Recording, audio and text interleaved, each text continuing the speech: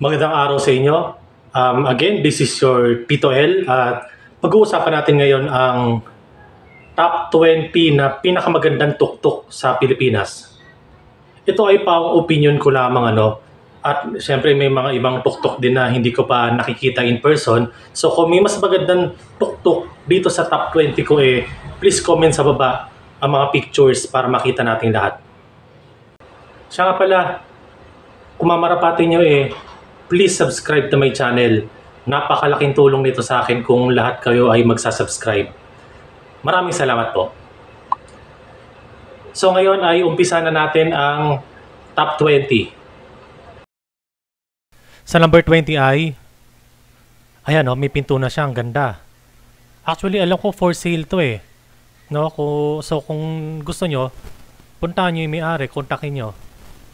Medyo may konti siyang kalawang pero deserve pa rin siya sa top 20. Number 19 ay, ayan, wow, astig. Ganda ng pagkapulan niya, bagay na bagay accessory. Oh, ang ganda ng side mirror niya, Ayan, kung makikita mo, ito yung number 19 natin, uulitin ko, Ayan, pati likod, maganda. Palagay ko fiberglass yung bubungan nito.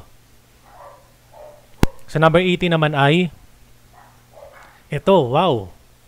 Sana nilagyan ng pintuan sa unahan, pero kahit wala naman pintuan, okay lang din, Ang ganda. Yung unahan may chrome. Tapos, wow, yung likod, Siguro carbon fiber din ang bubungan nito. Tapos ang ganda pa may pintuan na. Hindi, pinto sa likod pala yan. Wow.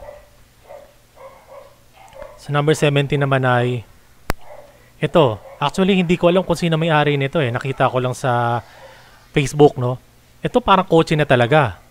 Maganda pa yung bintana niya, laki ng bintana niya. Tapos may sightseeing pa. Pinasalaminan talaga. Sa number 16 naman ay ito maganda kasi stainless na. Hindi na siya kakalawangin, Deserve na deserve talaga sa number 16. Maganda pala ang tuktok kapag stainless. Makikita mo yan, yung likod niya, Palagi ko may bukasan ng likod nito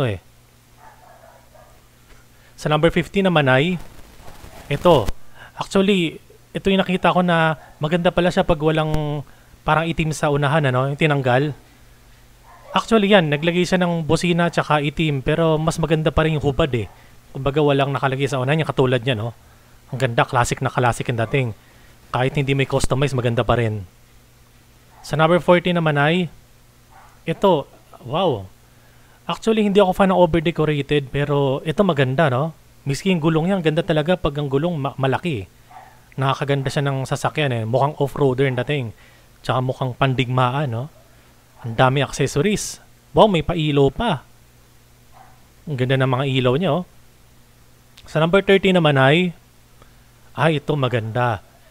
Di mo siya sasabing simple, Wala siya masyado accessories pero ang ganda ng pagkaano niya, Ng siguro carbon fiber ang ginamit sa body nito. Pati likod, parang reminds me of sa tuktok sa Puerto Rico. Sa number 12 naman ay ito maganda. Ginawang pickup truck. Ang laki pa ng gulong sa likuran. Hindi ko alam kung bakal ang ginamit ito. Palagi ko bakal kasi pickup Mahirap kasi pag carbon fiber to, baka mag-crack. Wow, ang ganda The best. Mapapawaw ka na lang. Sa number 11, ito, simple lang din pero hindi ko masasabing simple. Maganda ang ganda ng color combination niya violet pink ba to? Tapos, ayan, maganda talaga siya. May pa loob pa, may pa interior pa. Ang dami electric fan. Sa number 10 naman ay ito, maganda Hello Kitty. Ito yung may pagka-feminine side siya. Ito yung dati sigurong itsura, tapos yan na updated ngayon, Maganda. Pink na pink. Wow, may mga ilaw-ilaw pa siya, May fog light pa. Ito na may itsura ng likod niya, Ayan.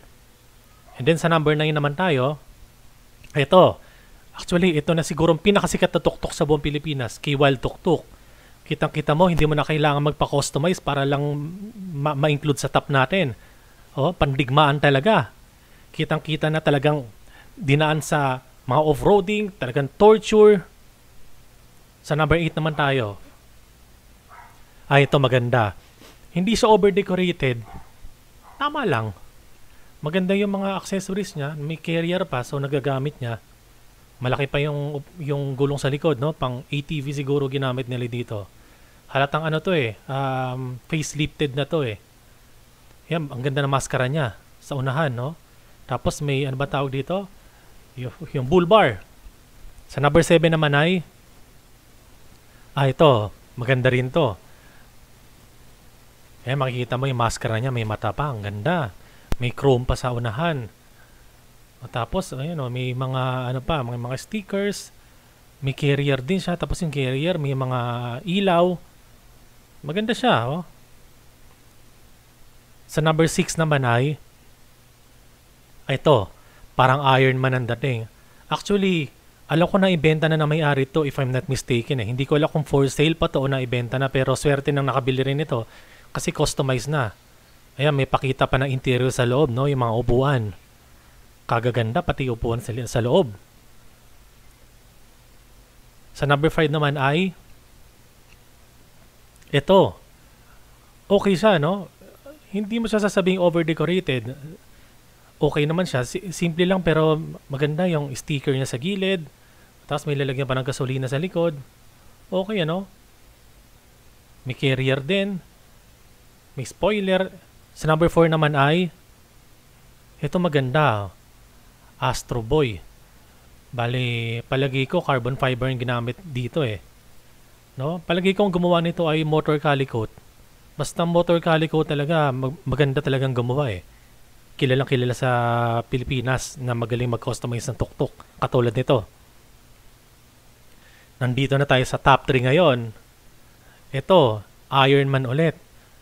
Ang ganda ng pinaka-detail niya, Makikita mo talaga, parang ang sarap sakyan nito, Iron Man. Hindi siya over-decorated, Maganda lang talaga yung mga nilagyan na stickers. Malaki pati side mirror, malaki. Sa number 2 naman tayo ngayon. Ito, bale, 4 wheels na siya, 4-wheeler. Wow, ang ganda talaga. Wala na akong masabi dito. Ang ganda pala ng tuktok pag ginawang 4 na gulong. Nagmukha siyang Suzuki Jimny, pati yung interior, ang ganda, Yan yung kisame niya. Coaching na talaga ang dating. Wow. Parang ang sarap sumakay dito sa sasakyan na to. Parang kulang na lang carrier, mukha ng pang off-roading At sa number 1, Sa number 1 natin ay ito, Madam Bunker. Yung pinaka-highlights at details niya, ang ganda. Ang nagpaganda talaga sa kanya yung sticker. Ang ganda talaga niya. Wala na akong masabi dito. Mapapawaw ka na lang.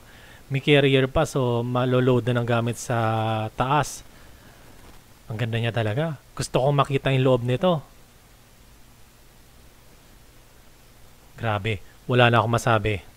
So, congratulations dito sa number 1. So, ito nga pala yung list ng mga may-ari ng tuktok, Shoutout sa kanila.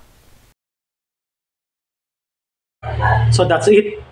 Maraming salamat po at kung naibigan nyo ang aking video, please subscribe to my channel. Again, this is Tito L and good day. Have a nice day.